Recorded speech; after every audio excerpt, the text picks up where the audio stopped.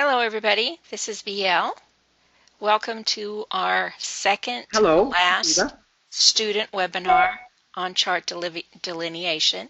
Yes, that was Eva. And we also have two guest panelists with us today. We have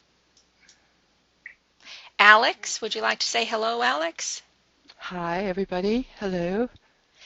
And Louise. Yes, hello everybody. We are recording this and it will be available for download, but the slides will not be available. Follow-up questions, if there are going to be any, will be posted to the campus union. So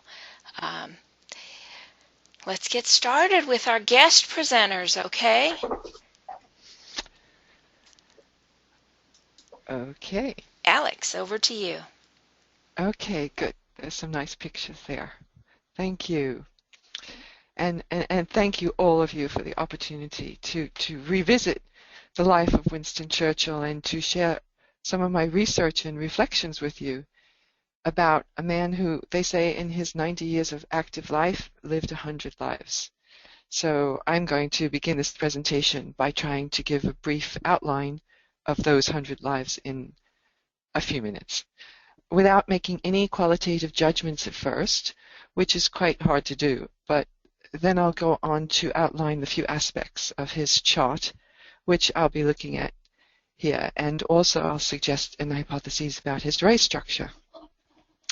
But before that, I'd like to begin with a few introductory comments.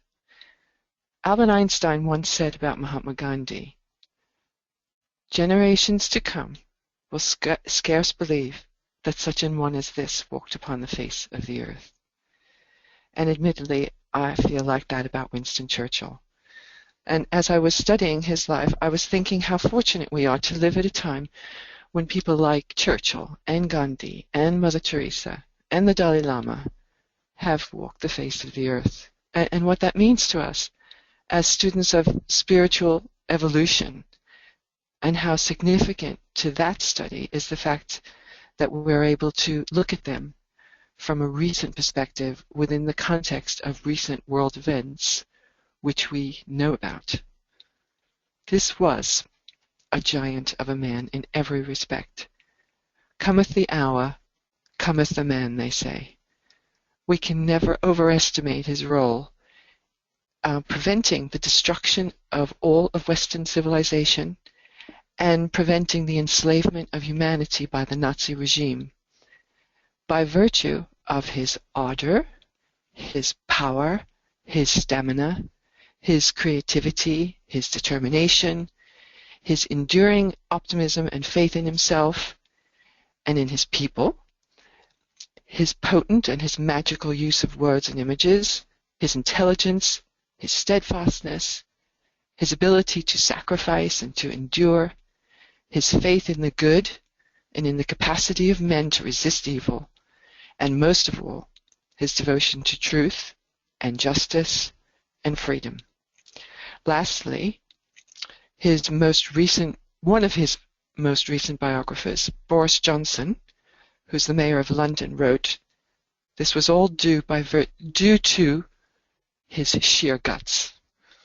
It says in esoteric astrology that enslavement under German tyranny would have begun 1,000 years of darkness for man. A reinitiation into the earth, forced to turn their backs upon the dawning light. And it's said that if the Nazis were obsessed by the Black Lodge, there's no doubt that the hierarchy, in opposition to that, directed towards Churchill potent streams of vitalizing energy and inspiration, which sustained his will and sustained him physically, emotionally, psychologically, and spiritually.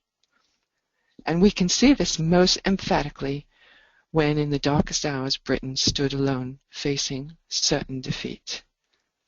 I feel that Churchill instinctively, if not explicitly, grasped the significance of this impulse and of his role in responding to it.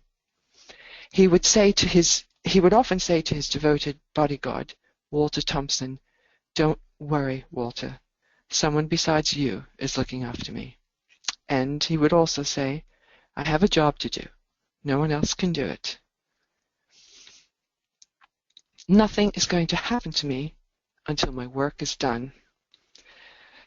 So after a long military and diverse political career, when he finally ascended to the position of Prime Minister of Britain in May of 1940, he was 65 years old at the time, and he said then, "I was conscious of a profound sense of relief. At last I had the authority to give directions over the whole scene. I felt as if I were walking with destiny, and that all my past life had been but a preparation for this hour and for this trial."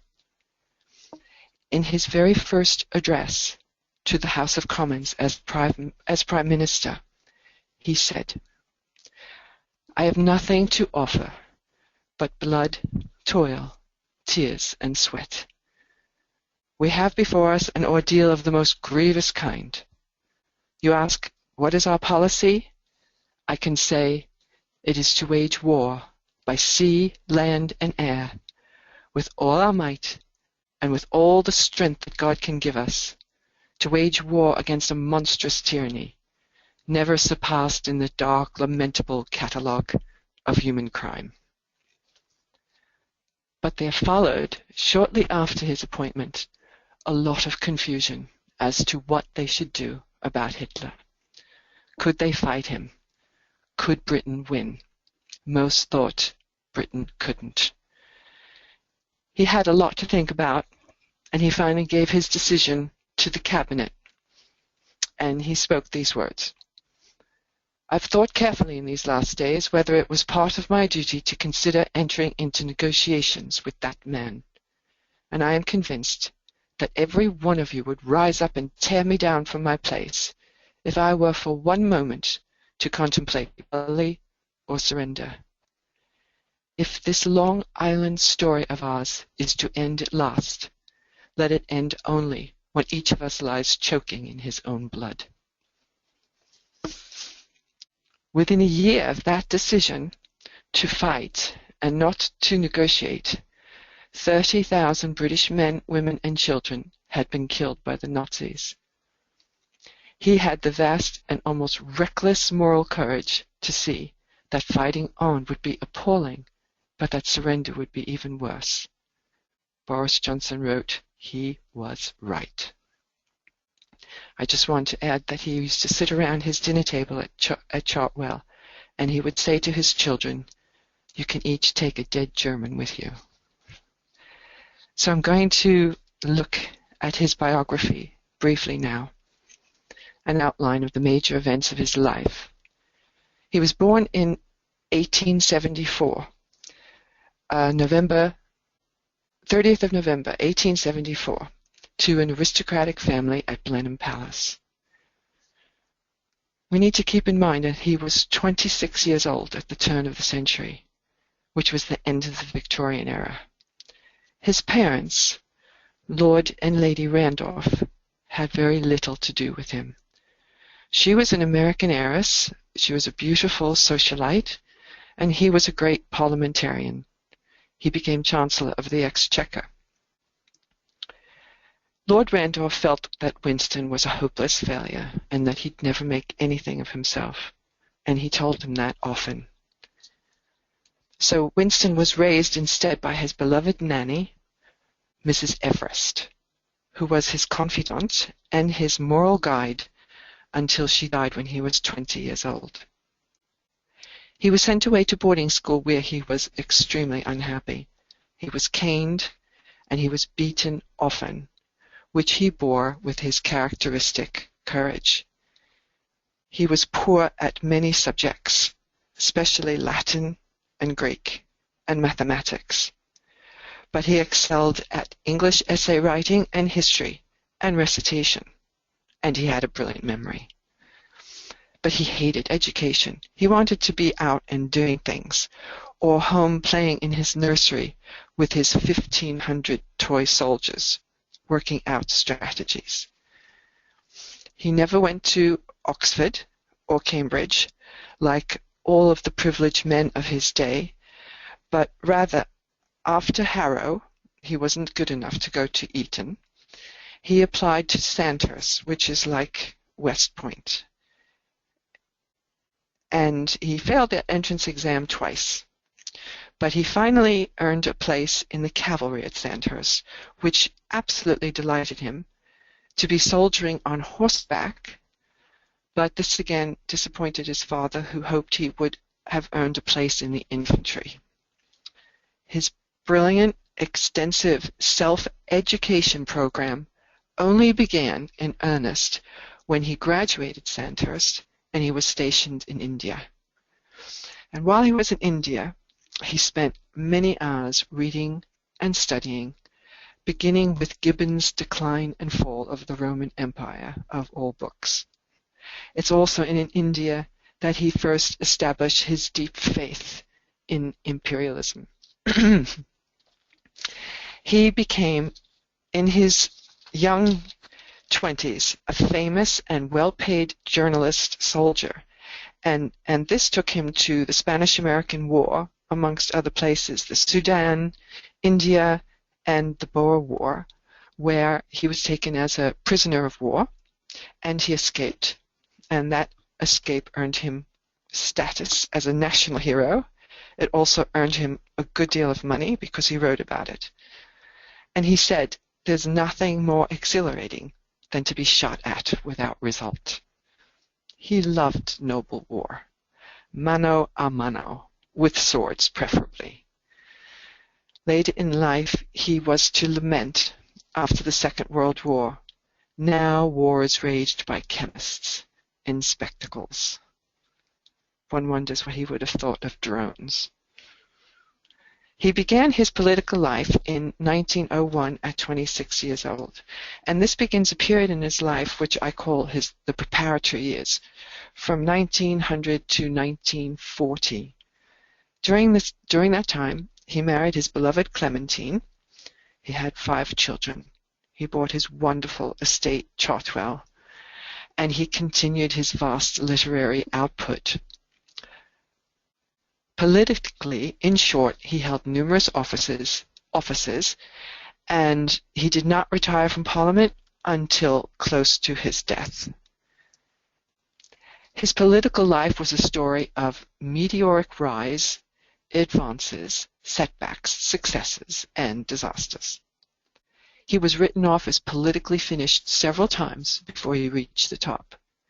He crossed the floor many times, which means changing parties, literally opposite parties. He said he did that because he was wedded to principles rather than parties, but some people thought he was just an opportunist, and he was that too. He took many controversial stances. The way he handled the Welsh miners who were on strike, that was not popular. The Irish question, he opposed Ireland's independence. The Gallipoli disaster, as First Lord of the Admiralty. After that, he left office and he joined the fighting in the trenches of the First World War, leading a team as a lieutenant colonel. He was also responsible as Chancellor of the Exchequer for financial disaster for Britain, because that position was really ill-suited to him. And he entered the political wilderness in the 30s. They say he actually committed political suicide with his ideas.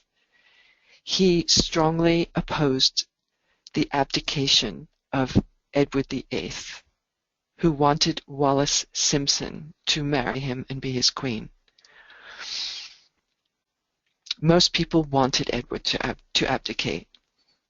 He also was against women's suffrage. He also opposed Indian independence. He just firmly believed in the empire and in the monarchy. And because of his unpopularity at that time, it led to his clear warnings about Germany rearming being ignored.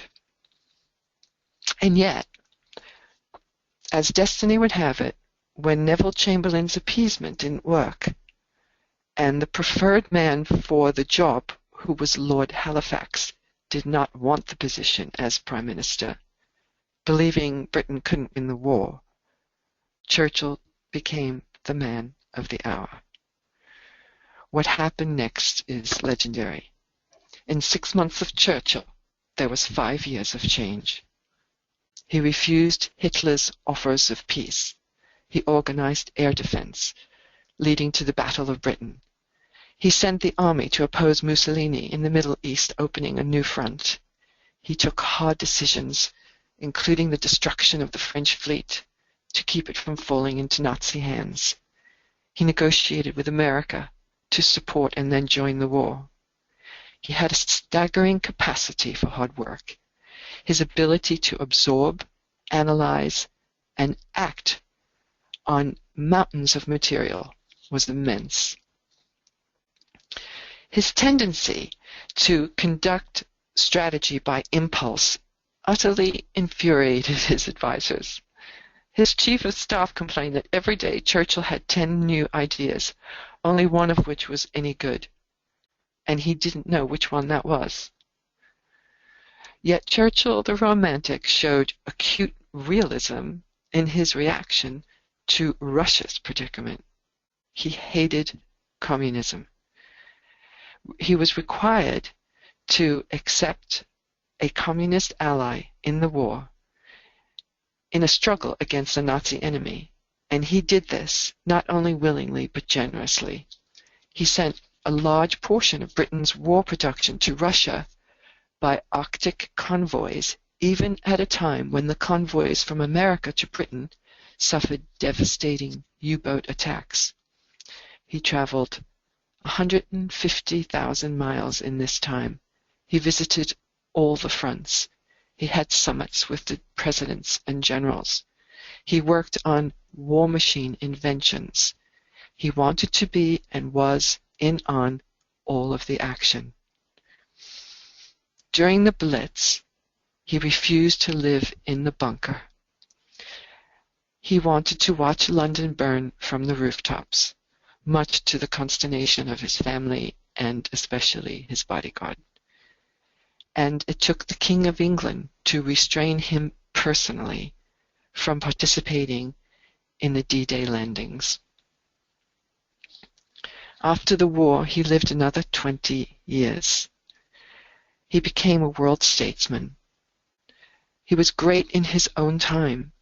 He traveled, he held summits, and he chronicled World War II.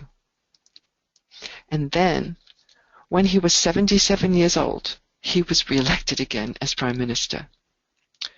But soon after that, an incapacitating stroke took place, which was to cause him many health problems and had to be hidden from the public at the time, but he hung on.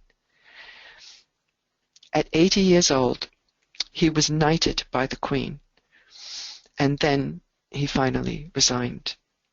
At 90, he left the House of Commons.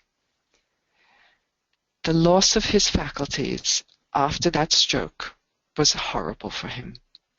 Old age and failing health depressed him.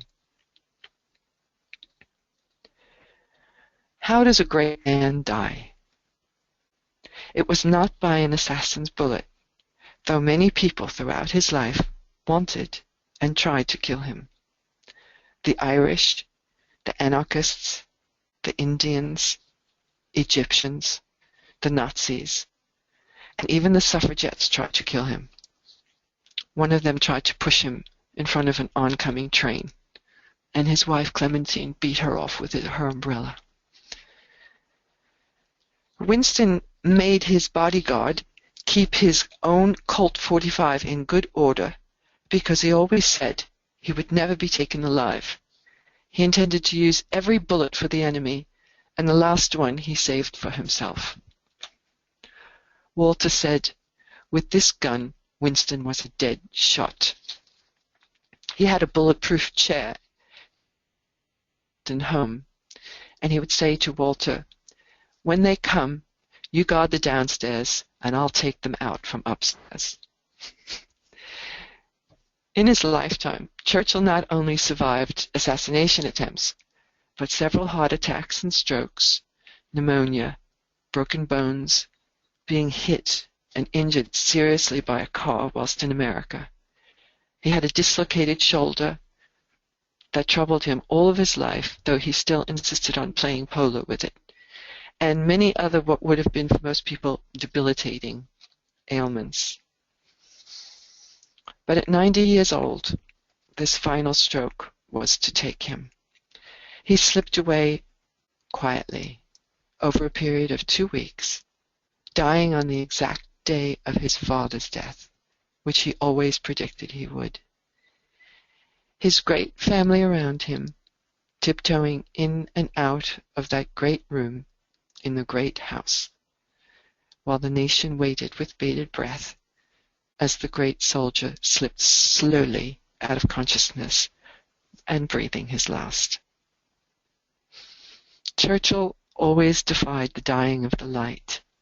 He said that, just like the old propeller airplanes he once flew, to lose momentum is not just to stop, but to fall.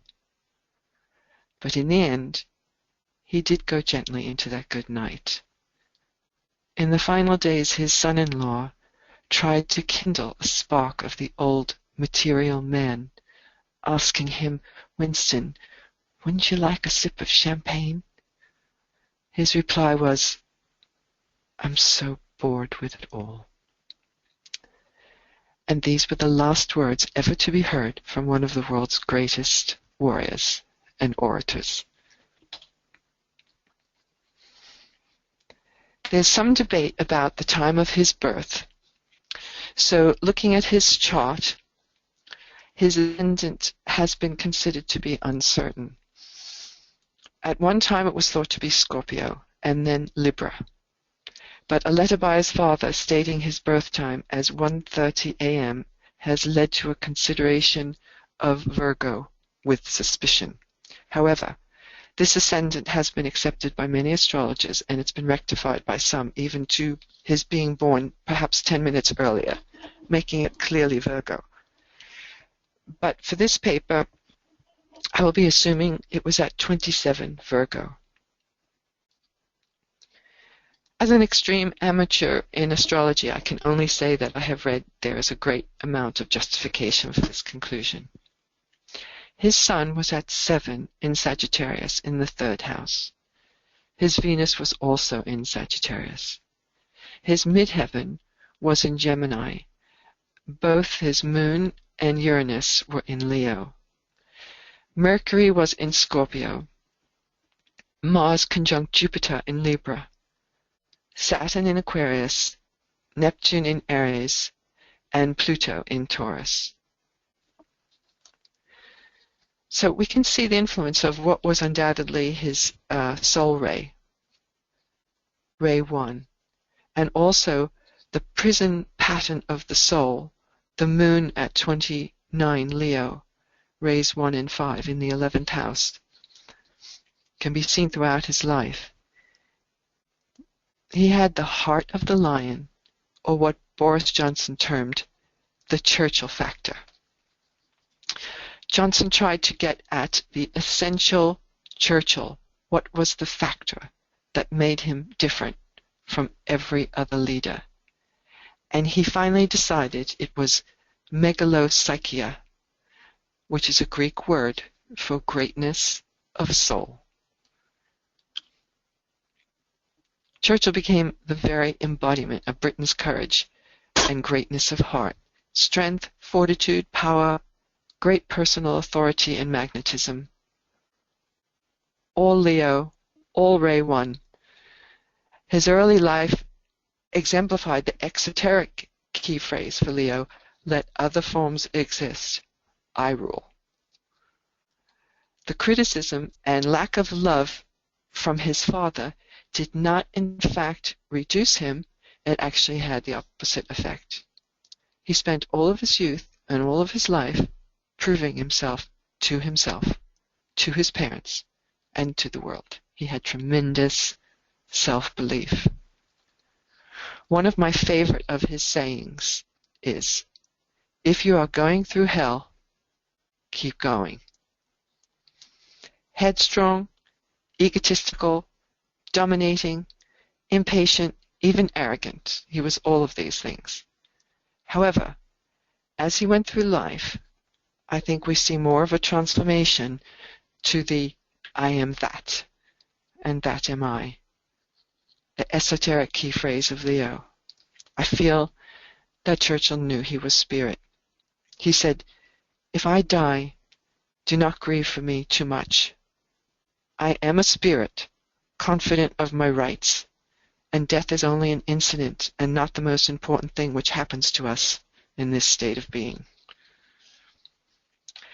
The Leo pattern of self-worth that needs to eventually give way to a more selfless approach leading to optimism, a big heart, loyalty. We see all of this in his life. Everything he did was big, on a large scale.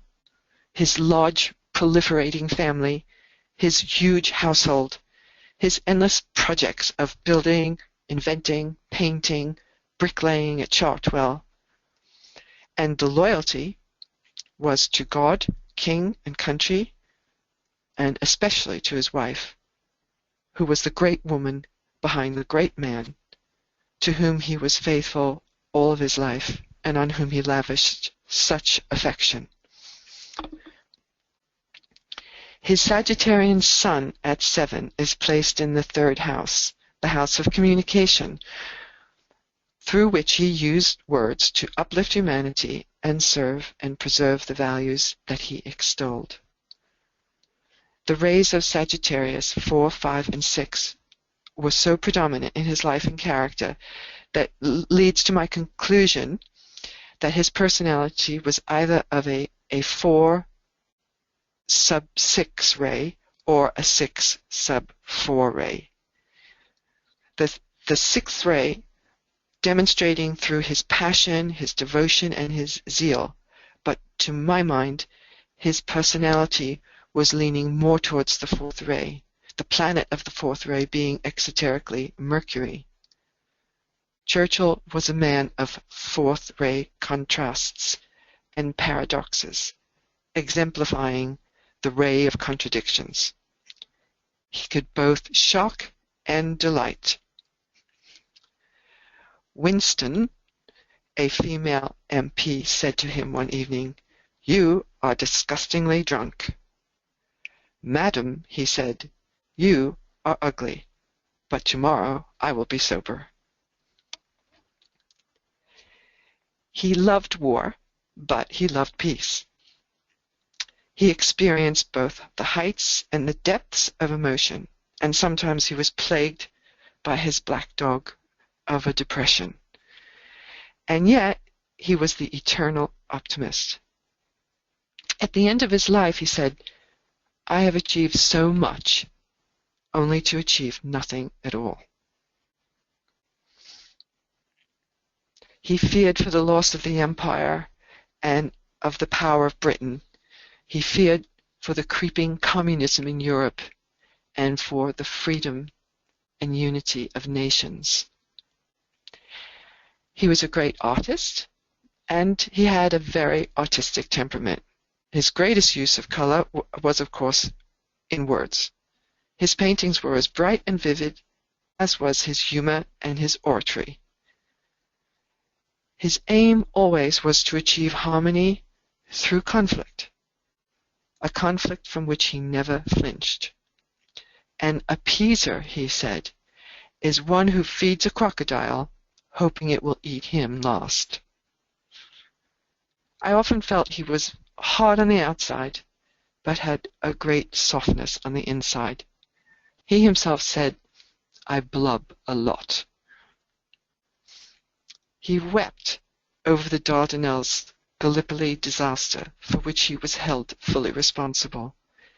He wept for the bombing of the French fleet, which he ordered, and he wept profusely as they processed through the streets of London on Victory in Europe Day.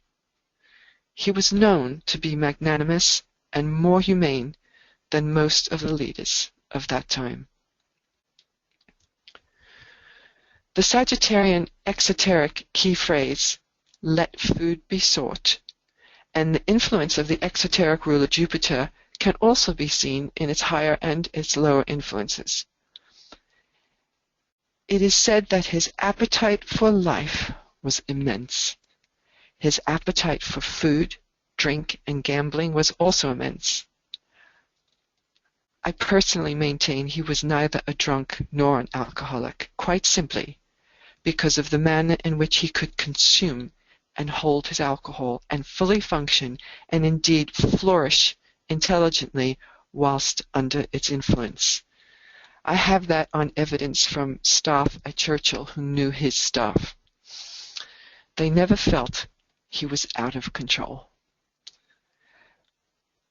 His clearly third-ray body meant he could drive his staff and his generals to distraction by his habit of working into the small hours of the morning, fueled by brandy and liqueurs and chewed cigars. Boris Johnson says there must have been something unique in his metabolic pathways. He would discharge his duties during the day, have a massive dinner with champagne, wine, and brandy, and at 10 p.m. begin growling out his dictation to his bevy of exhausted typists until 3 or 4 in the morning. Watching him eat at Chartwell, he wanted everything at once. He would eat a forkful of steak and kidney pie, then puff on a cigar, gobble a chocolate, and then gulp some brandy, and then have another forkful of meat, and talk the whole time. This is how he lived. He consumed and relished life. I think it goes without saying he also embodied the esoteric phrase for Sagittarius, "I see the goal, I reach the goal, and then I see another," being super goal-oriented all of his life. And he remained so until near the very end, when those final words give us the sense of a final letting go, and perhaps a spiritual awakening of the conscious intelligence through experience, which is the height of Sagittarius. His ascendant in Virgo, which at first may seem unlikely for a powerful wartime leader, has its justifications. Again, there's the influence of the fourth ray from the exoteric ruler Mercury, and the esoteric ruler the Moon, veiling Vulcan, of the first ray. The evolutionary function of Virgo is to transform consciousness from the materialistic let matter reign to the purified creative consciousness of a disciple, to the Christ awareness of the initiate. I stop here to ponder whether this embodiment was Churchill's third initiation or thereabouts. I can't imagine such a role and a destiny being entrusted to a lesser evolved being. Third-degree initiates still have some anomalies in their personality, and that we have surely seen in his. The Virgo personality is overly critical, obsessive about details, super busy, and craving of material gain. But the Virgo aspirant and disciple uses Vulcan's power to become protectors of the people, giving attention to details, showing intelligence and reliability. It transforms sixth-ray prejudice, sectarianism, and fiery anger to strength, self-sacrifice, and tolerance. And this we've seen. Mercury and Virgo rising support and enhance his extraordinary communication skills. He taught himself by himself, discovering that, quote, the essential nature of the normal British sentence, which is a noble thing. In his time, he produced more words than Shakespeare and Dickens combined, 10 million words in 40 books, and thousands of newspaper and magazine articles. One of the best of all of his books, which he wrote, is called His Early Life. It's brilliant language, it's a wonderful story, and it's absolute laugh-out-loud material. Also, the Virgo rising supports his mobility during the war, undertaking so many hazardous journeys to go to the front lines, meet Stalin in Russia, and also risking his life. Vulcan, the planet of persistence and endurance which rules men of will, obviously figured greatly in his life. We can never know what transformation takes place in one's final moments. After such a long life of leonine ambition and Sagittarian purpose, one would hope that in those momentous final hours, those few final words might indicate that the Christ principle, the true hope of glory, enables the physical man to let go and the soul to shine forth, his trials complete. I'd like to conclude with one of his shortest declarations, but one of the most poignant and for us most relevant. He said, "Never, never, never give up."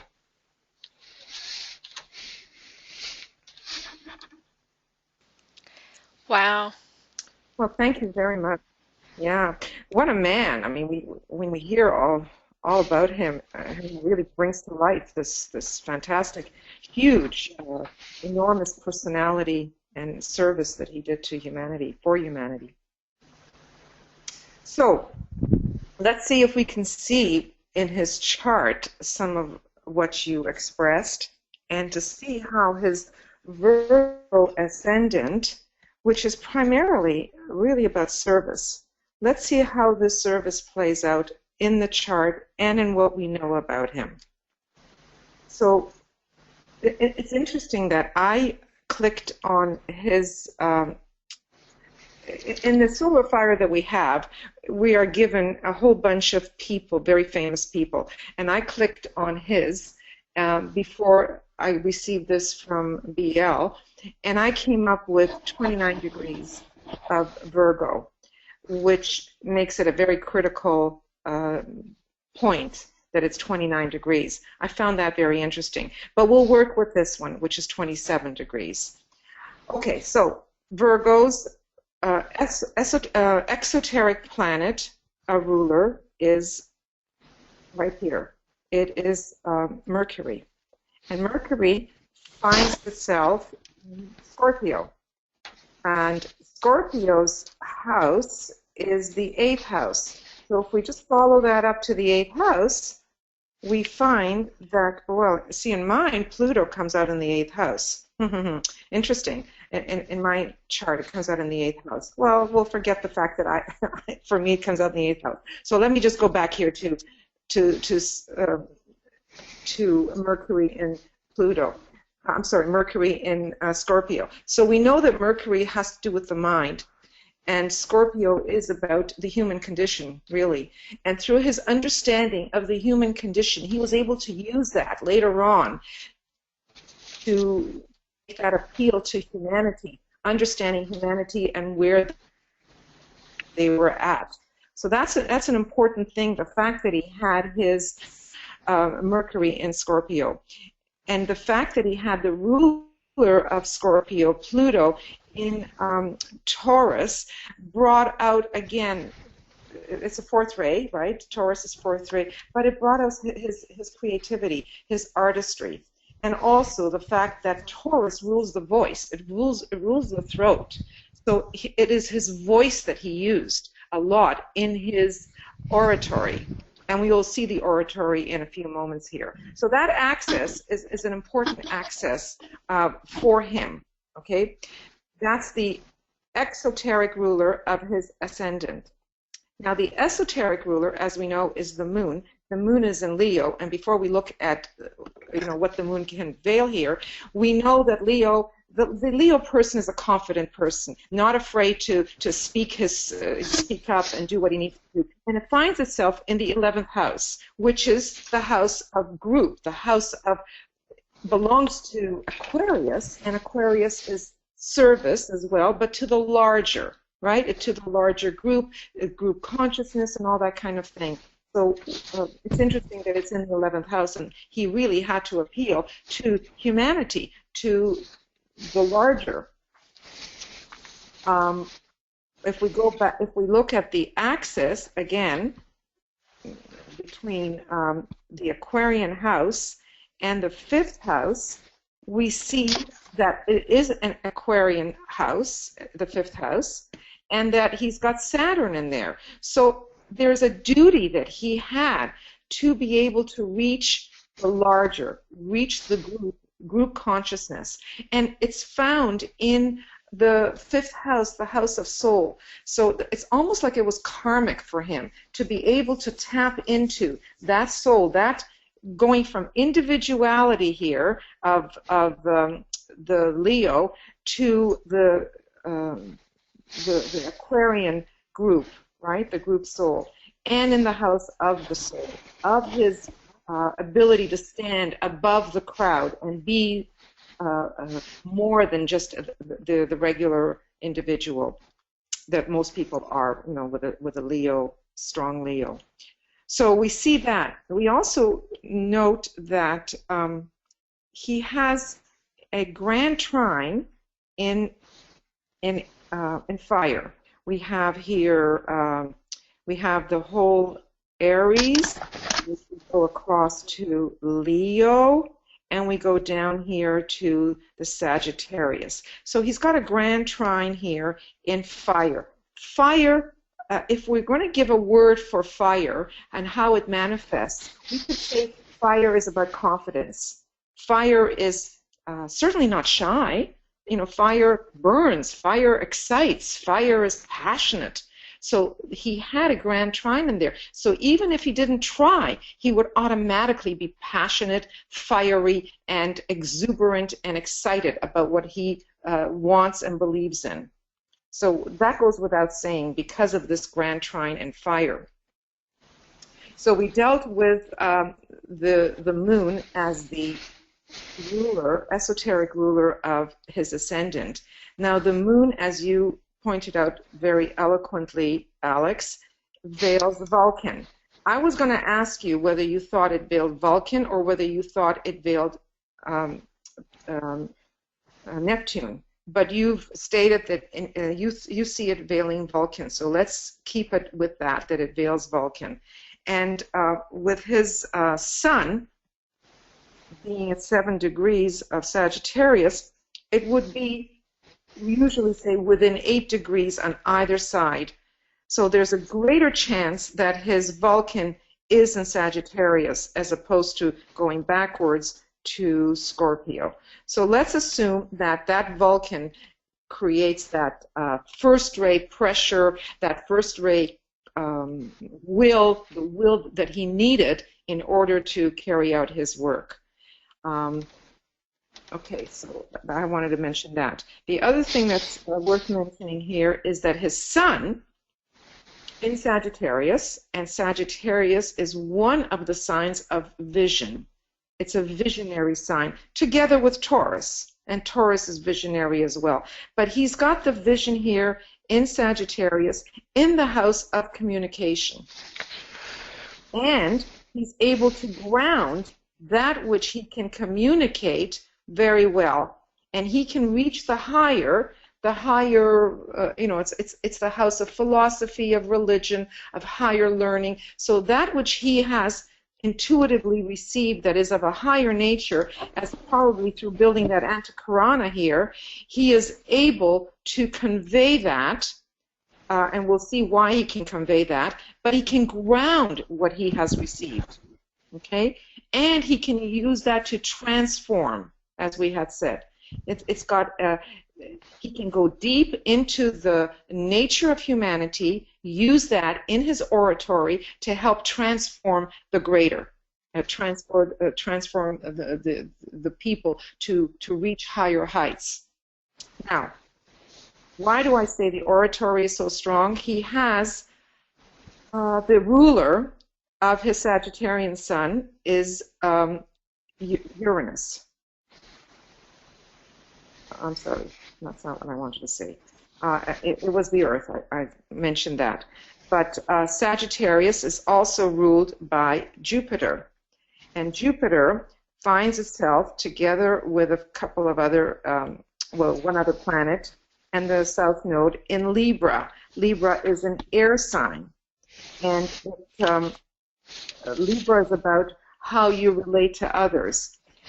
So Jupiter is in Libra, and Libra's ruler is Venus, and Venus is in Sagittarius, and they are numbers are really close together. So we would say that this is what we call a mutual reception, because the ruler of the one sign is in the other sign, and the ruler of the other sign is in the first sign. Got it?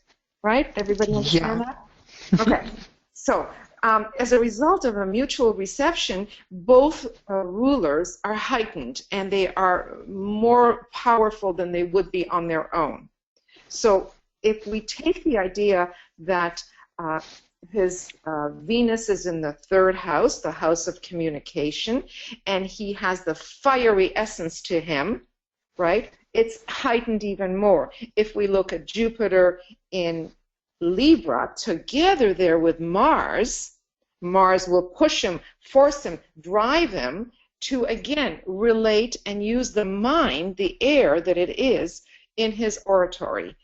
And then we move our thoughts up, since there is an ease or a trine here, to his MC, which is also in Gemini, which again is communication, and the world sees him. MC is how the world is seen, what his occupation is, as one who can communicate, one who can offer this communication to others.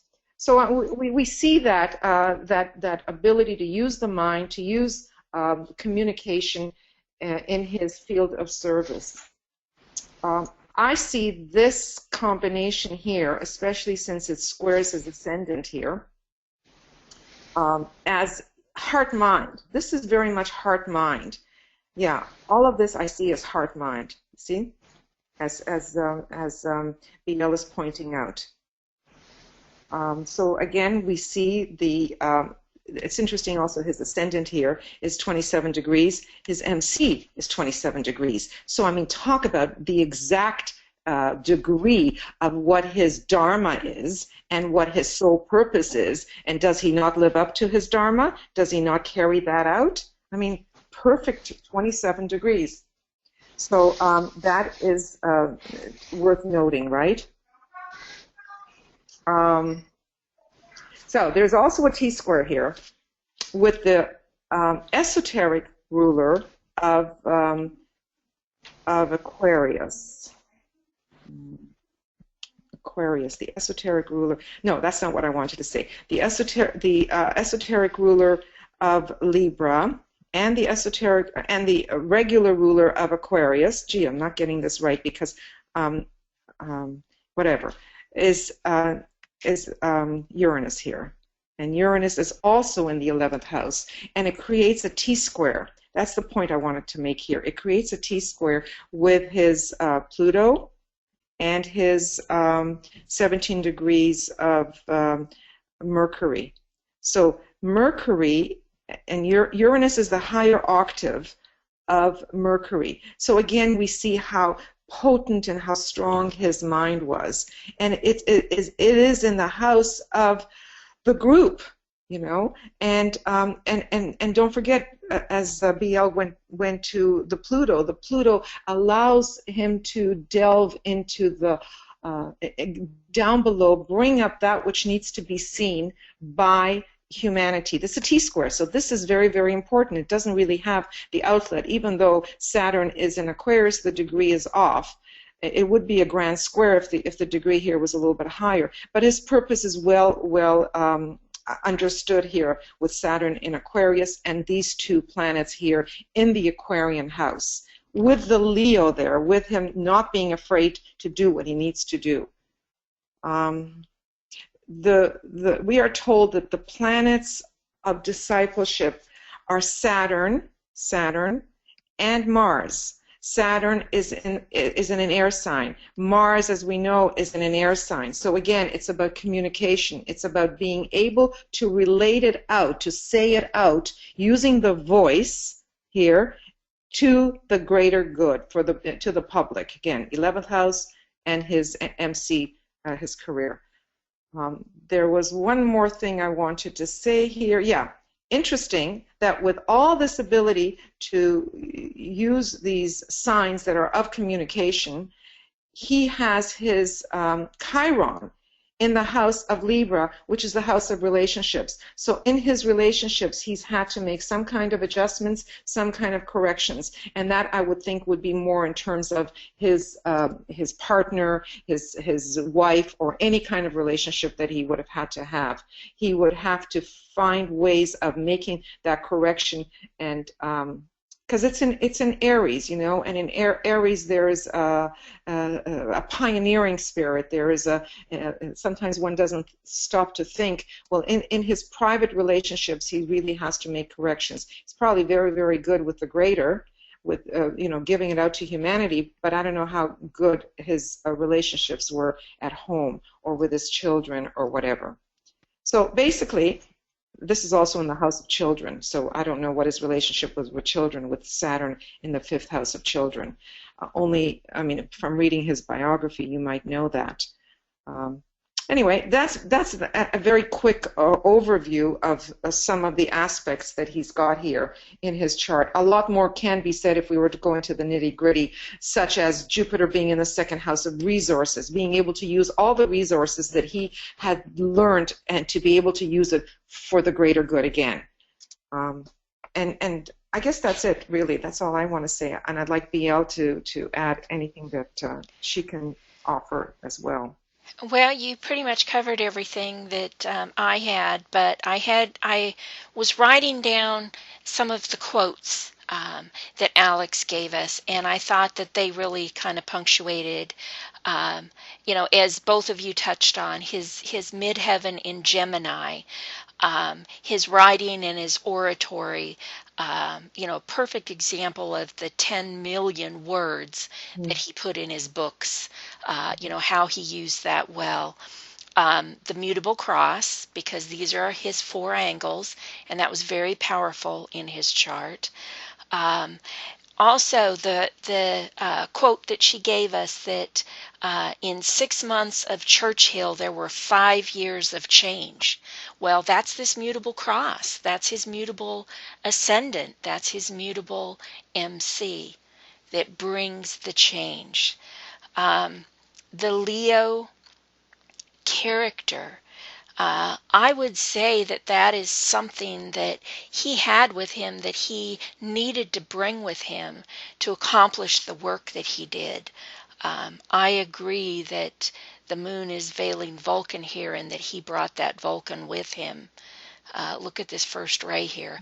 Of course, that's going to be the Leo, but the first ray and the fire elements really came out, as we're seeing, so did the mutable.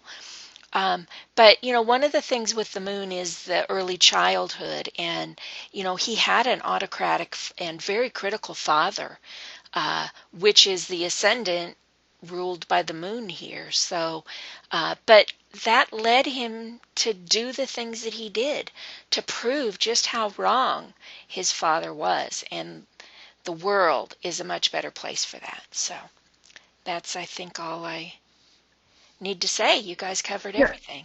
So I'm looking at Chiron again. So he had a difficult relationship with his father. And Alex, what kind of a relationship did he have in his personal home life with his children and his wife? Does any of that come up in any of the biographies you read? Yes. Can you hear me all right? Yes. Can you hear me? Yes.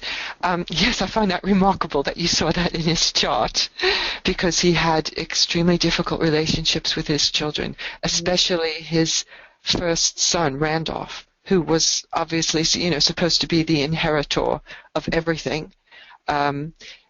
terrible arguments, lots of disagreement. Randolph was a very difficult person. There was one of his children died young. There were divorces. One of his daughters was an alcoholic. There was so much stress in that situation, even though he was close to some of them, but particularly with Randolph, his eldest son. Yeah. I mean, it's a wonderful thing, these charts. They tell us so much. Yeah. We don't know. I'm always amazed at how accurate they can be. Yeah. No, what else can one conclude when we see Saturn in the 5th house and Chiron in the 7th house of communication as the Libran house of partners and relationships, and yet he could understand the human condition and human nature and be able to use that as he wrote all these books, and as he was able to speak to them and reach them and talk to their humanity, to their soul, to make them understand the need at the time. Yeah. It's an interesting situation with these great people, because if you look at Gandhi, Margaret Thatcher, the Queen, their relationships with their own families is quite different from the love and their connection with the greater good. Right. Mm. Well, Alex, thank you very much. This was a very powerful person, and we see that in his chart. And his biography was more than interesting. It was great. Thank you. Yes, thank you. And I would like to ask, before we move on to the next presentation, do any of our attendees, do they have any questions of Alex or a question about the chart or an observation about the chart before we move on? I don't see any hands. So, okay. All right. Thank you very much, Alex. And now we have a special treat, because our last presentation is from Louise, and she actually took a person, a friend of hers, and she interviewed her, and she gave her, she presented her chart to her. So let's let Louise describe that process to us so that you all have an idea of, when you work with clients, how you would present their chart to them. Go ahead, please, Louise. Okay, thank you. Well, hello, everybody. I want to say a few words to put that astrological chart into presentation. Chart presentation into context. It's a larger part of a project done for Quest Universal Course 150, in which I propose to apply the knowledge I gained during that course.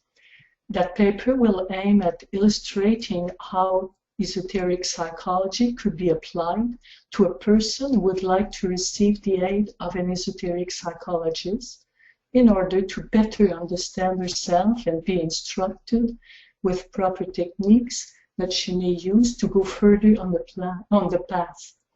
HB volunteered to be the subject of my project. HB is a woman of 52 years old, nearly 53.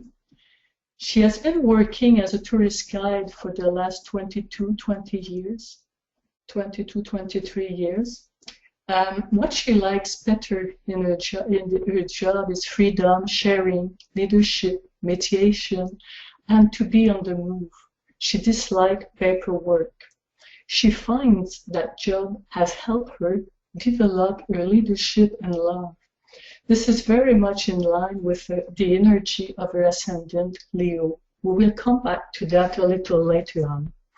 I met HB in a spiritual study group I've been leading for nearly 5 years. I've been using Civic Friends material, which is pretty much in line with Bailey's. The collecting data process. Well, I gathered the information about her by using 4 instruments that I emailed to her. The first one is an assessment including general information, consultation, motivation, and the dynamics of her inner life. The second and the third instruments are the series of threats to transform and the series of highest aspiration that I extracted from the electronic version of the Tapestry of the Gods by Robbins. The fourth instrument, the identification of the rays, consists of 5 lists of threats corresponding to the rays of the 3 bodies, physical, astral, and mental body, as well as personality and soul. A week later, I contacted her on Skype to see how she was doing. She said she was fine, and at her request, I clarified some questions. She wrote down her answers and emailed them to me within the following 4 weeks. Then I casted her chart and read it to her over a Skype meeting to make sure it made sense to her and to have her giving me examples illustrating my words. According to her answer, soul would be on second tree, personality third, mental first, emotional second, and physical seventh. I personally come up with a different formula. Maybe the soul is on the second one, personality on the third, but as long as the mental, astral, and physical body, I would rather say 4, 6, and 3. 3 for physical because our 7 would need too much regular schedules and to have a rhythm that she doesn't have in her working condition. So I think it would be too difficult for a 7-3 body to deal with that. Her emotional body is, to me, definitively on the 6th tree because she is very enthusiastic, passionate, spirited, and willful. And this is reflected by the number of planets in the fire signs. I would see her mind on R4 because her thinking is colorful, full of metaphor and images. She carries out her ideas in a very dramatic way. I would say personality 3 because she tends to plan and not always apply her plans. She may scatter herself as she did in her formal education. For instance, while at university, she studied for 5.5 years in 3 different programs and did not complete any one. While we discuss our study material, she will present disperse ideas and show her having some difficulty to communicate clearly her thought. And in World Glamour, Glamour World Problem, it's written that Ray 3 has difficulty to clearly convey their meaning. She says that she could structure a thought, but she lacks discipline. And if you notice, her Saturn, a 3rd planet, which is the planet of discipline, it is retrograde in an air sign. So her opportunity to discipline and structure in her intellect may be lessened because of that, or illustrated in that way. On the positive side, she's a good positive side of 3rd ray. She is a good organizer, coordinator, and has good business sense. She had been an entrepreneur for a couple of years when she was 28 up to 30. Since she has some Re7 qualities, I double check with another questionnaire. And she clearly identified that she corresponds much better to Ray 3 description. As long as her soul, 2nd ray would make sense because lately she found that healing might be a field of service because of her sensitivity and intuition. And we will see later as well when we come back to the chart. There are quite a few planets and different things in station pointing out a 2nd ray soul. Okay, quadrants. She comes from a very dysfunctional family. Her father was in and out for the first few years of her life, and then he totally walked out her family. There was pedophilia in her surroundings. Even though she has never been abused, she bathed in that atmosphere. At the age of 4, she was sent to an orphanage. Her mother abandoned her and wanted her to be adopted. Twice she was selected to go to a new family, but her mother refused. 1.5 years later, her mother brought her back home. The first 1.5 years at the elementary school, she was between 6 and 7.5. She was loved by her teacher and had excellent marks and grew well. In the middle of her second year at the elementary school, she moved away and changed school. In her new school, she was disliked by her teacher, mainly because her mother was a single mother. She developed skin problems, such as eczema, and for that she was laughed at by her classmates. Her marks dropped and she became introverted. These difficulties in early age are represented in her chart by a weak first quadrant, indicating that she was not brought up in an environment fostering her self-development. Now we will come to the chart, the ascendant, which is Leo, and whose esoteric ruler is the Sun, veiling Neptune. Beside being her ascendant, the importance of Leo is also reinforced by a Leo stellium composed of 4 points: North Node, Venus, Ascendant, and Uranus. The first 3 points of that stellium are conjunct, and the first 2 are part of a fixed grand crust. Leo ascendant indicates a major development in consciousness because the ruler of Leo, the Sun, is closely associated with the heart of the cosmic Sun and the second divine aspect. It indicates that the consciousness must be raised from the ego to the soul and be stabilized there. This is the way to go from the exoteric keynote, let other forms exist, I rule, to the spiritual keynote, I am that and that I am, which expresses the sole purpose of Leo. To do that, the negative threats must be transformed into divine love of the divine, and the consciousness must be identified with the higher self, so that the light of the soul will infuse the astral nature. Negative threats to be transformed are mainly selfishness, self-centeredness, arrogance, pride, autocracy, and desire to rule others. They have very strong self-will.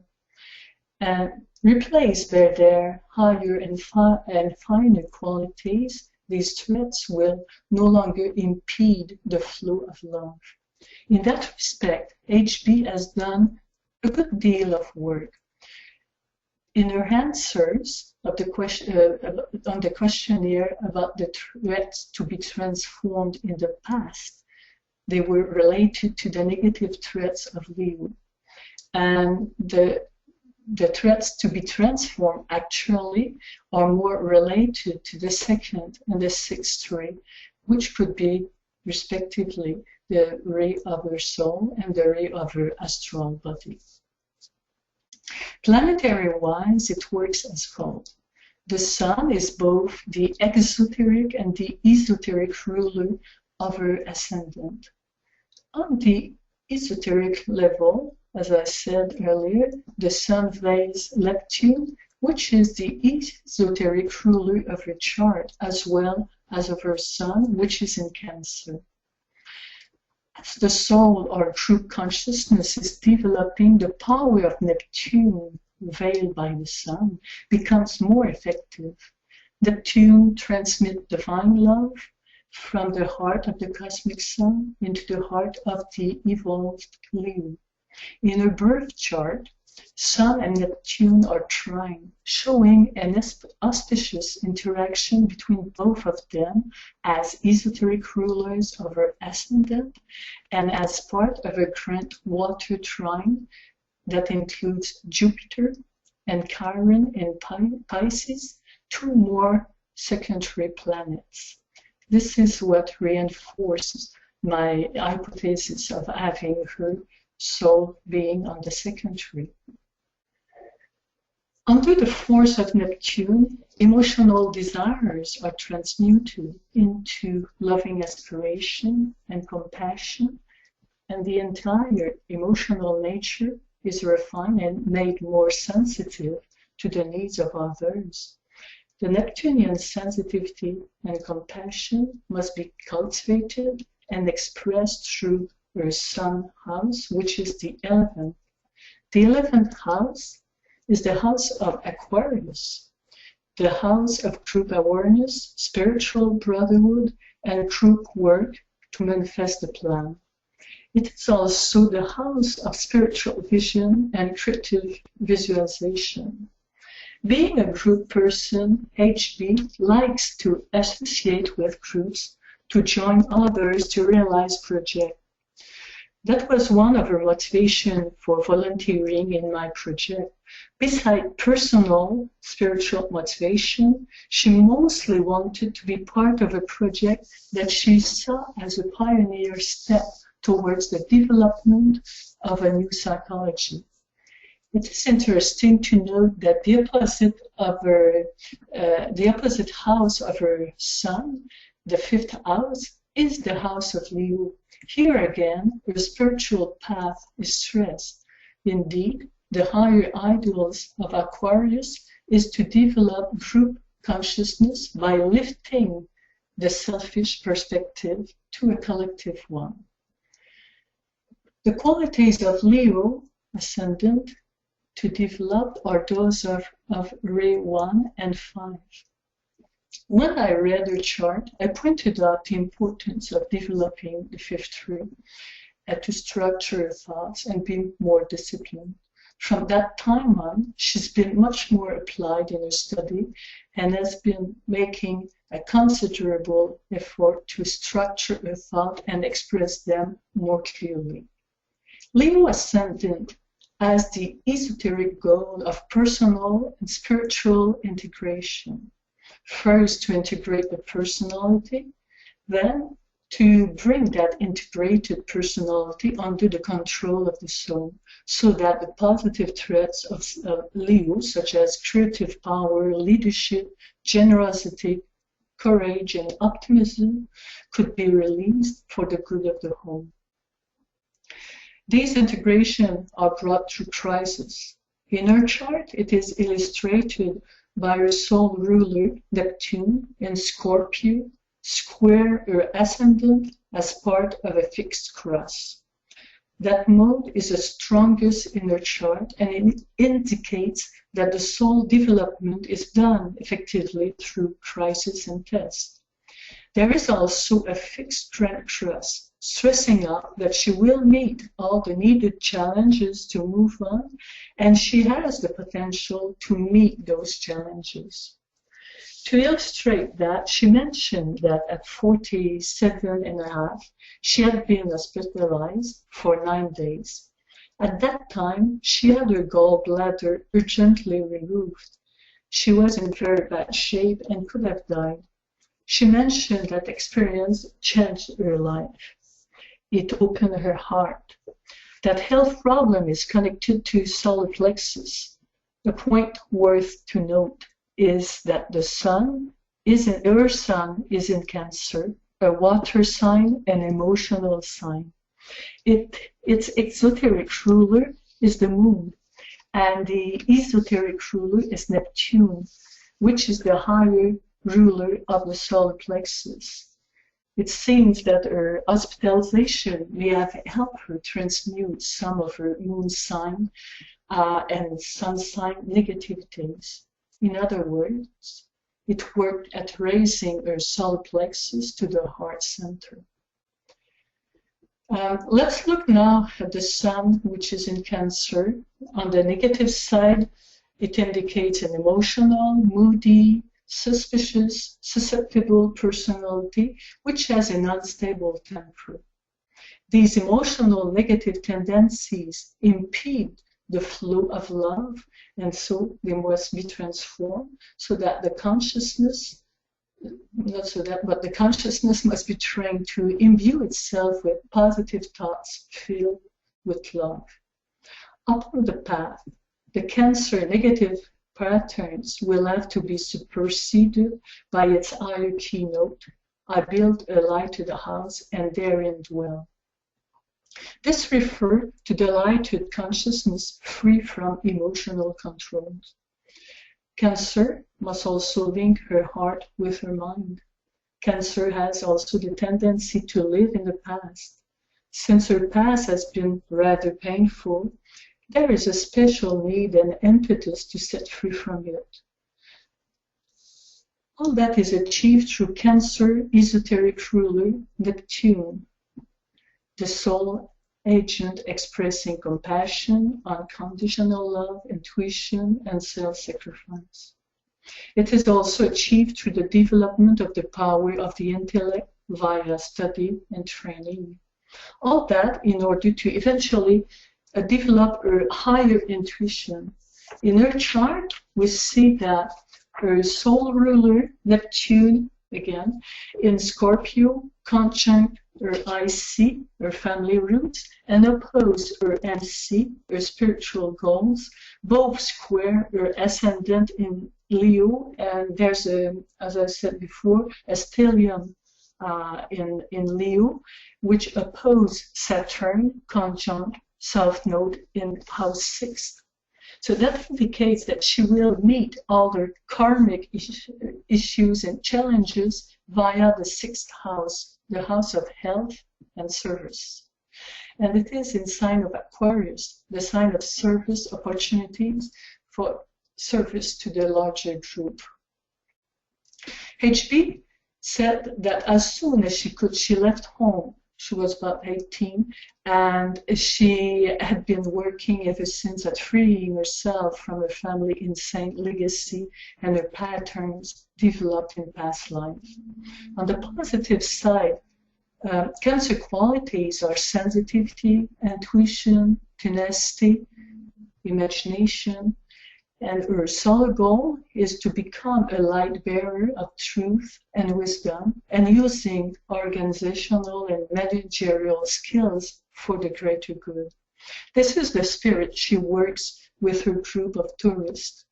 She stresses the importance of thinking in terms of the well-being of the group so that everyone gets the most out of his experience. Our solar goal is also to produce a consciousness which shines forth a clear and lighted intelligence and expresses the higher intuition.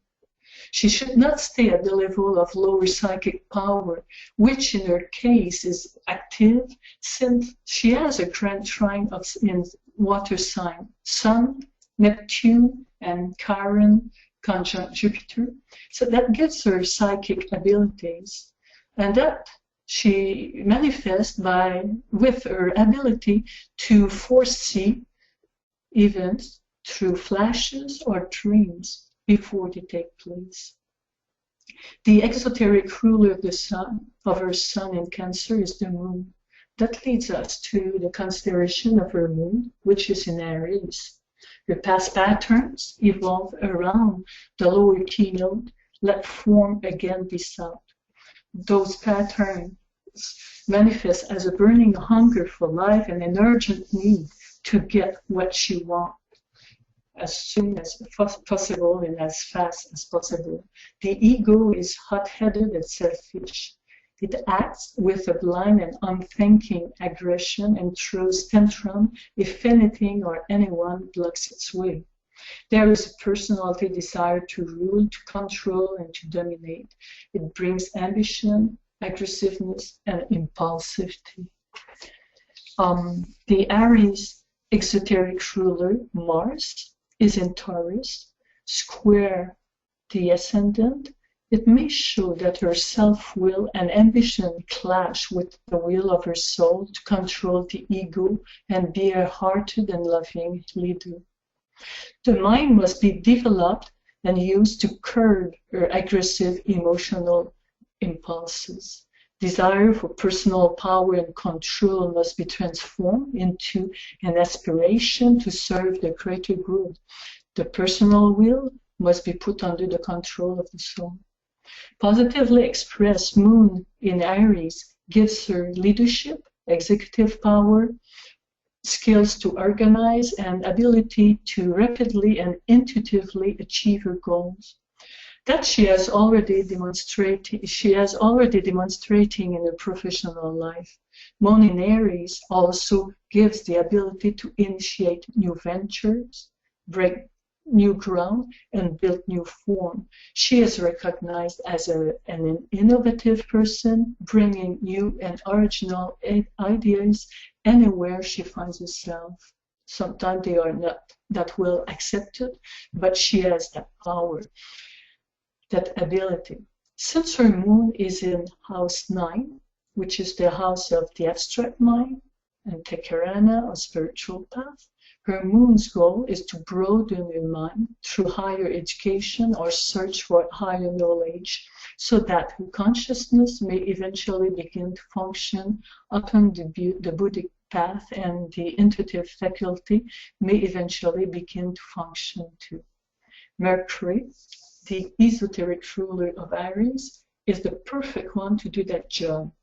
Mercury sextile Venus, the mind, 5th ray, which conjunct the north node, potential to integrate the Leo qualities, and its sextile or ascendant Leo soul purpose.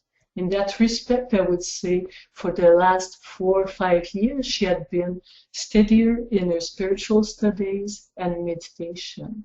That has contributed to make her better understand life and give a meaning to it. That's about what I have to say with my analysis of the chart. Louise, excellent understanding of her chart. Really, you covered the main points so accurately. And what I have to say will reaffirm what you have said. A little bit more, but basically you covered everything. I really, really appreciated it. Thank you. So let's look at her, at some of the things you said. How, as soon as you said them, I could see them in the chart. You said she's a leader, Leo, of groups. Her sun in the 11th house, right? She's a leader of groups. You said that she took many university courses, but didn't finish any of them. That's Moon in Aries. That she had many new ideas, Aries, many new ideas, but they weren't always accepted, which is, you know, par for the course. But all those things, we just see them. And also with her Mercury in Gemini, you know, in the 10th house. So she would bring those ideas to her group or to whoever she is with. So that's just an overall look at some of the things that you said and how easily they're detected here in the chart. But let's look a little bit more esoterically here. The most important planet in the chart is Neptune, for all the reasons that you stated. Neptune, as we know, is the esoteric ruler of the Leo ascendant because it veils the sun. And it's also the esoteric ruler of the sun, which is Cancer, right? And it's also the ruler of Pisces, and she's got Jupiter in Pisces. But anyway, Neptune is the most important. Now, that Neptune is at 10 degrees, right? And it squares exactly 10 degrees of Venus in Leo, which is sitting right on her ascendant. And it squares her Saturn at 10 degrees. Saturn opposite her Venus at exactly 10 degrees. So that 10 degrees, the fact that these 3 planets create this T-square even though it's really not a T-square. She's got a grand cross with her ascendant. But the 10 degrees makes this Neptune extremely potent, extremely potent. Now, a couple of things to mention here that are rather difficult combinations, and that is Neptune and Saturn are two very difficult combinations because Saturn restricts and Neptune wants to flow, wants to, you know, dilute and to flow and to just let it run, but the other one wants to restrict. So it's very hard sometimes to get into the psyche of someone with that combination. Someone with that combination has a door generally open to the astral plane. And as you mentioned, she has a grand trine in water, and she's somewhat psychic. So in a way, that's a detriment for her because that kind of open door to the astral plane, you know, is often not a disciplined area. You know, the astral plane has a lot of negativity, and psychism is something that we bring back from the past. But anyway, I don't want to go off on a tangent here.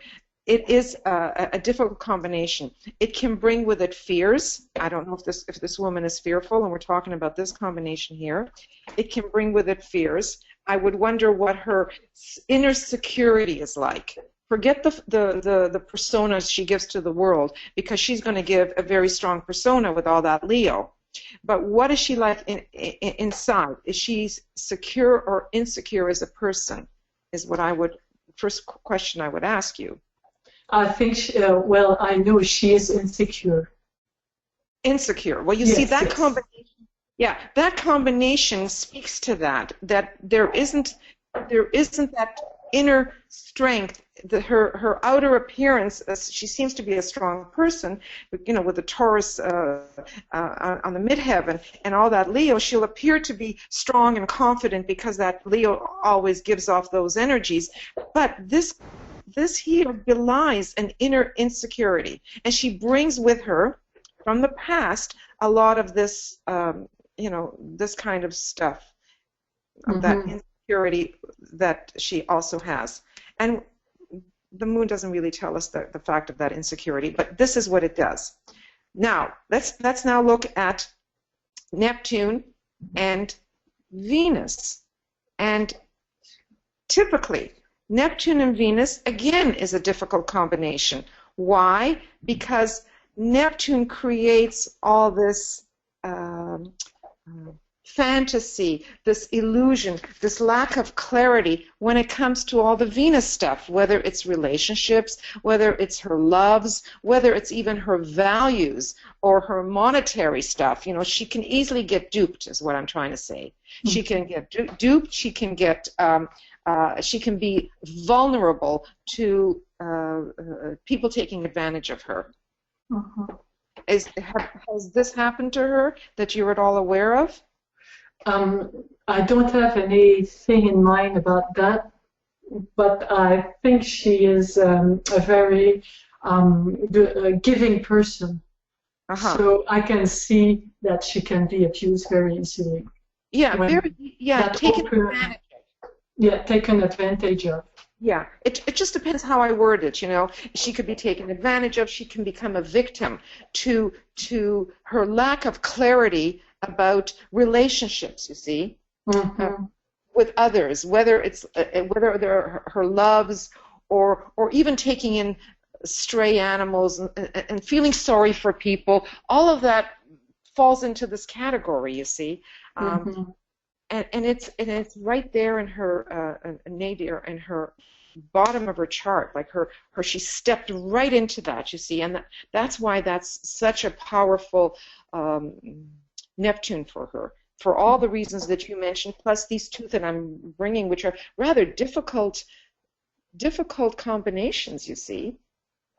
Okay, so that's one thing to look at. She said that she tried to shut down that astral ability to catch up everything, you know, but it comes to her like that. Absolutely. Especially. Sorry. I'm sorry. You go ahead. Okay, that's why I told her it's important to develop the intellect as much as she could in order to get out of that astrology. Absolutely. You got it. As I said, you hit all the points exactly. This is what her stretch in her life is. Let's look for a moment here. We've got Jupiter in Pisces. How much more watery, how much more astrality can you get than Jupiter in Pisces? It's like swimming in an ocean of water with no boundaries at all. And it's the ruler of Pisces. It's one of the rulers. Not only is Neptune one of the rulers, but so is Jupiter one of the rulers. And so Neptune squares this Pisces, and Jupiter is in Pisces. And she needs to make adjustments and corrections with all of that. It's in the 8th house of transformation, and she needs to learn to transform it. And look what's opposite that. Her Pluto, which is, again, transformation. So she's got this axis begging her to transform all of this by the ruler of the Virgo, Pluto and Virgo, which is her Mercury, right up there. That Mercury in Gemini. That Mercury in Gemini, I believe, squares this this Pluto right here. It also squares her Jupiter Chiron, which you pointed out that she has this grand cross. So this Mercury is her. It's her stretch. It is her greater purpose is to really use the mind to, one, control that astrality, and to, as you say, shut down and with Venus there in Leo too. That's right, because of the 5th ray of Venus in Leo. And look at that. Venus is in the 12th house, which is the Pisces house. You see, so can you see how all of this is like one thing reinforcing the other, and that is not all that good, because all it tells us is all of this door to the astral plane is just too wide open for her. Mm-hmm. So she's got to use her mind.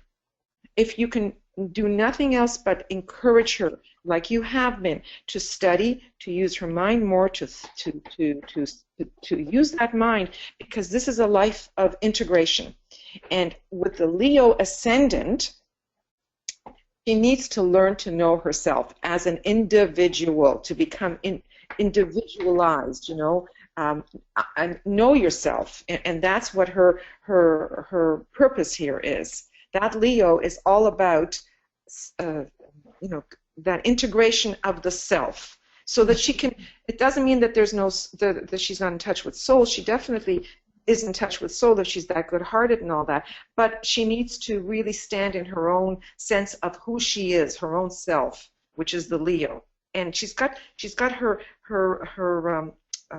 Earth in the Leo house, so she can ground that. She can really stand in her sense of self. Anyway, that's really all the important things that I want to point it out. Oh, great. And BL? Yes. Well, you pretty much stole my thunder, both of you. Again, excellent presentation, and thank you for going into your process with her. And it's always nice, isn't it, to get validation after you go back to her and you tell her things, and then she says, oh, yeah, that's true because it's working out this way. And isn't that a great feeling, Louise? Yes, it is. Yeah. The things that I had that I were going to mention was, of course, how key Neptune is. It's part of that cross.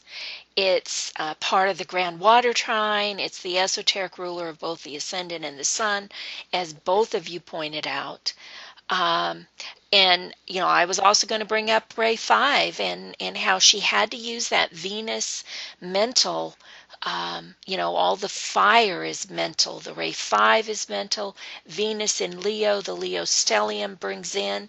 That is one of the keys, as Eva said, and as you pointed out to her. She has to use that mind to overcome the trials and tribulations, which are what the squares are, right? And Venus is right smack there in the middle of those squares. Eva, good point about bringing out that she has to find her own individuality, what she's bringing with her, and what's helping her is this Aquarian energy. This is her South Node and her Saturn. That's her karma that she's bringing, the sixth house of service, as you mentioned, Louise. But it's also, because they are the karmic planets, it is the mindset that she brings with her. So she's got the Aquarian down, she's got the service down. She has to find the individuality. That's what she's working on to actually fuse this axis, which is quite huge with the stellium and the Saturn, the South Node, and of course the descendant. It's right there on the angle, just as the ascendant is. And then the one other thing I would like to say, as we talk about how huge Neptune is, and you did in fact mention this, Louise, Neptune, the heart of the sun. I'd just like to remind everybody that opening up the heart begins a little bit with the first initiation. We work more on it during the second initiation, but the heart is not fully opened until actually the fourth initiation. So that transference takes many initiations, many lives. But one of the things that we also know about the heart and opening up the heart center is that is in fact group activity and group work. And that's what you also pointed out, Louise, here with the Aquarian service aspect in the sixth house, and with her sun being in the 11th house, and the sun in Cancer, developing that compassion in the group work that fits with the compassion of Neptune in the heart of the sun.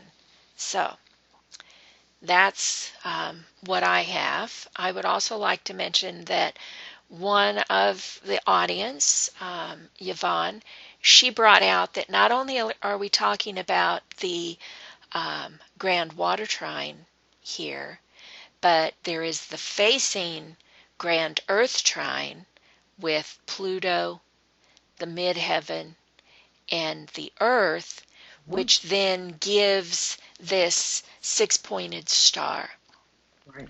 which shows, if she can fully capture the essence of Neptune through all of these challenges that she has, she has the potential to work within that the earth and water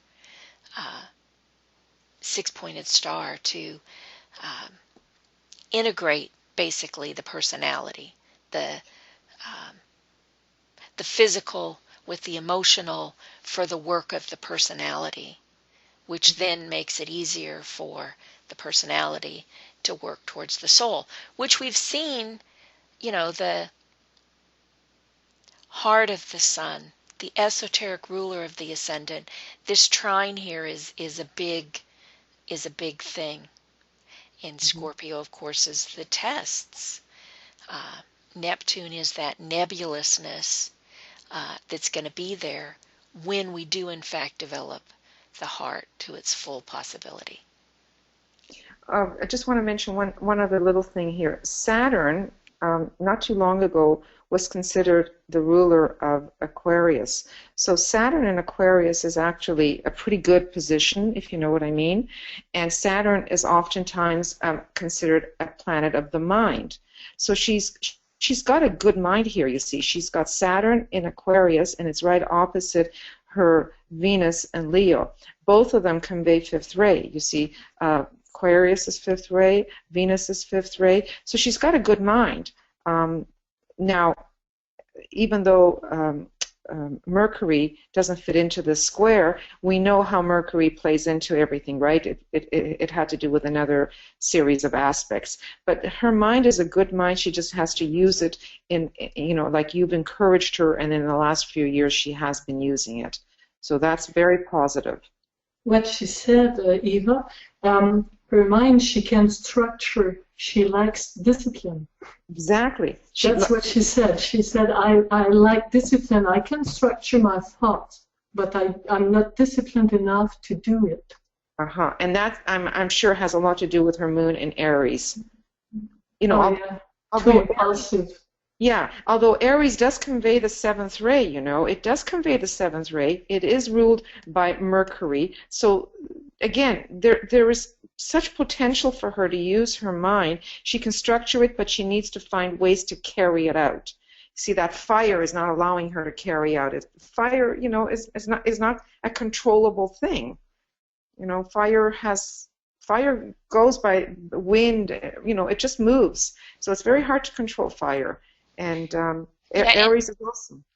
Venus is in her 12th house, which means it's hidden. She's got that mind, it's just hidden. It has to be brought forward. Yeah.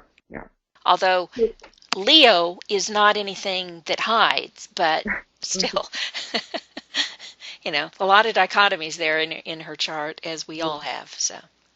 See, some charts are really interesting. This happens to be one of those charts that's really interesting. There's a lot going on there, and there's difficult combos, but there's great potential.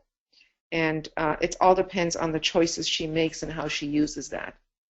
As I said, it's a life of integration. It's a life of trying to harness and hone in her astrality, basically, is what this is. Well, thank you, Louise. That was very good. Yes. Do we have any questions? Bea? Yes?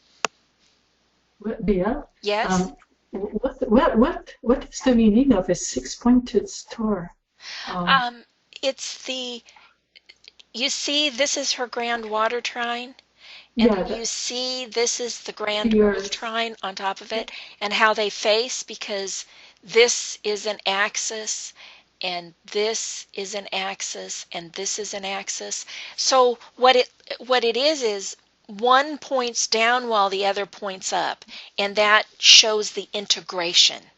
Okay. And then we look at the elements that are being integrated, the earth and the water, which are the lower vehicles. So it's an integration of the lower vehicles for the work of the personality, which is involved here because the Sun-Earth axis is the personality axis, and it's part of the six-pointed star. So as Eva was just saying, the aspects there have the potential. These are the soft aspects, the trines and the sextiles are the soft aspects that we take for granted. We need the hard aspects, the squares, which are the crisis, they're the motivation, they're the swift kick in the behind that get us, that force us to reach deep within and use these benefits that we've got. Okay, thank you. And I hope that this HB is open to working with you, because I'm sure that you can really give her good advice as to what she needs to work on, which you've already been doing anyway. Yes, as I said, when I told her about the mind stuff, to develop her intellect and to structure her thoughts and all that, she has changed very much since that time. She prepares her lesson much more than she used to, and she structured her presentation, which is much better than what she used to do, just go like that, splashing ideas and feelings here and there. So she's very well responding to what I told her. Excellent. Yeah. It's good. Okay, anybody have any questions for Louise? Well, I don't see any, so let's wrap this particular webinar up. Thank you very much, both Alex and Louise, for great presentations, which are the last student presentations of our series. So we really appreciate you guys being the wrappers up here. We will have one more webinar. It will be on 6 June at 8 p.m. GMT, and it will be the final one in this particular series. I think overall it's going to be our 13th webinar in this series, and Eva and I will be discussing transits and progressions. So any of you who have presented, I will be sending you a transit and progression chart, so you'll be able to see that as we discuss what's going on. I will be using your 2015 birthday, which we refer to as the solar return. And on that particular day, I'll set up your transits and your progressions so that as Eva and I discuss what transits and progressions are, you will have your own chart there, so you will be able to look at it and follow along with what it is that we're discussing. So if there are no more questions, comments, or whatever, then I'm going to say goodbye to you all and end the webinar, okay? Well, thank you very much, Eva and Bia. Oh, you're very welcome. It's our joy, and you guys are doing so well, really. I think this webinar series has proven that it's effective, and you guys are open. I appreciate the ones of the audience that keeps coming back, the same people that keep coming back again and again, so thank you, and hope that this has been informative for all of you as well. Yeah. Will there be a part 2? Thank you for all your hard work. Will there be a Thank part 2? We haven't gone that far in our heads, so I don't know at this point. There are other webinars being presented, and it's kind of hard to find the time to present more webinars. So for the rest of this year, this academic year, I don't know. I don't think so, but it's something that we'll might discuss and look at for the future. We have, all kinds of ongoing webinars, and it's time for Eva and I to step aside so that some other people can do some presenting. I say that with my tongue in cheek because You're one of them. in the middle of another set that's going on for the Great Quest students, which are open to everyone. So anyway, thank you all, and good night, good morning, good day. Yes. Bye, everybody. Bye-bye. Thank you. Bye-bye.